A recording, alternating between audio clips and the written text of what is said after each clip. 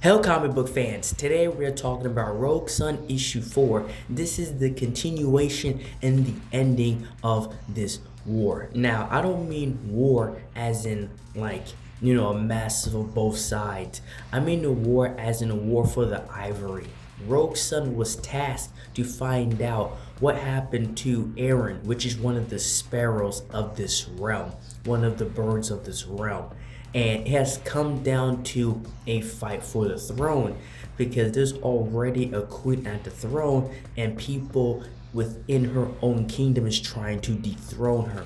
Now this story starts with a third part to the story that has been shown from the past two other issues with Dottie and her niece Divinity when she was younger, and there was a not an accident, but they was attacked by one of Morningstar's goons. And because of that, Divinity, she was not dead, but she was on the brink of death. So her mother, Dottie's sister, told her, do whatever you have to do to bring my daughter back. So she brought her here. And this is kind of like making a deal with the devil, I would say, but not as severe. And the only reason why I would say that is because he pretty much, this guy known as Mika, he has her life in his hands. And the deal is that Divinity has to bring back, she has to hunt down evil beings and spirits and monsters or whatever she can find, bring it back to him, and he will give her more of her life back, like her lifespan. Like he'll give her 2 months or 3 months, or depending on the situation. And so now we get the full story. If you add that all up, we get the full story of what is Divinity, what happened to her, the deal that was made pretty much for her life, and the part she plays in this entire war. She's pretty much a bounty hunter, not just for the love of the game, but part of that's also so she literally doesn't die.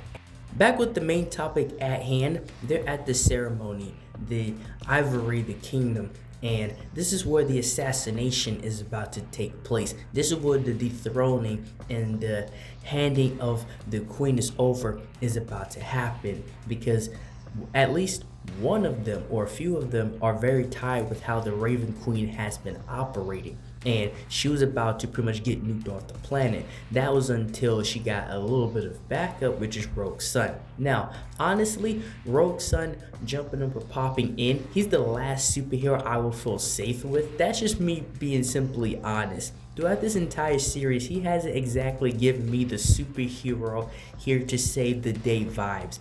But we will take all we can actually get, because this is an entire battle that's breaking out. And Rogue Sun gets absolutely cooked by this shadow assassin. And while that is happening, the rest of the Raven Queen's soldiers and people by her side are pretty much fighting for her. This is an entire kingdom, of these raven sparrows and etc. that are going head to head with each other simply because they do not like where things are going, which is understandable, but this is absolutely insane. And the story takes us back and forth between Dottie's story and what's happening with the Raven Queen. But Divinity takes Dottie to Mika as they are now older to save her life. And we don't know what deal was made, because Divinity made yet another deal with Mika, and they don't share to us what deal that was made, but to Divinity it was absolutely worth it, because she sees Dottie as the only family she has left, because her mother no longer sees her as her own daughter. And the story takes us back and forth. And again, I keep saying that because I feel like these two stories should have been more separated, but they decided to put them in one issue, which they're good stories, but I feel like they both needed more time to breathe.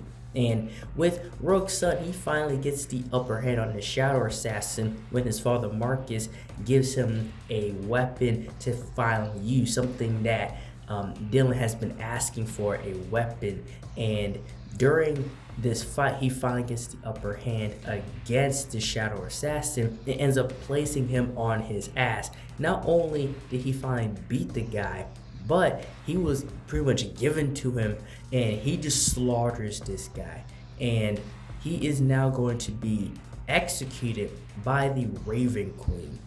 And as for the main woman that was trying to dethrone the Raven Queen and that was trying to, become the new Raven Queen and switch up everything and pretty much be a ruler and damn near cause wars, probably with other realms and specifically Earth, instead of executing her, the Raven Queen looks at her with simply embarrassment and disgust, and she says, take all her memories away from being here. Pretty much strip her of everything she's known while being here and send her back into the earth.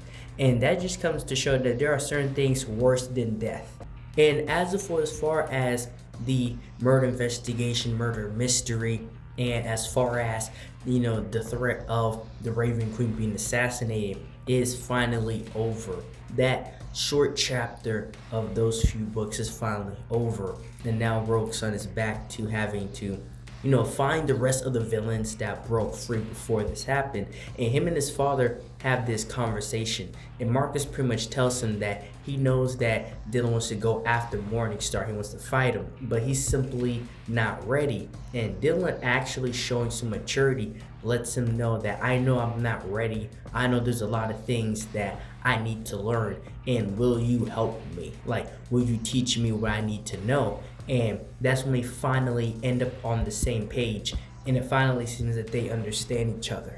And that's when Marcus tells him that I know that your life has changed. I know that this is me giving you this power, giving you this responsibility. It's probably not what you wanted in your life, but a lot of things are coming, and he's becoming the person that Marcus needs him to be. And then we get this crazy ending to this series, because his half-sister Ari, she ends up in the forest and she digs up a sunstone. And it's not just any sunstone. She is still connected with the Sun Knight, the Night Sun. He is still in play here, and now she is going to become a Rogue Sun. And to be honest, when I saw this, my eyes just rolled, because I feel like her character has caused nothing but problems. She's pretty much a super villain within herself, and now we have to deal with also her being a Rogue Sun along with Dylan. And that's all I have for this video. Thank you guys for watching this video. Like, share, and subscribe for more, and thank you for watching.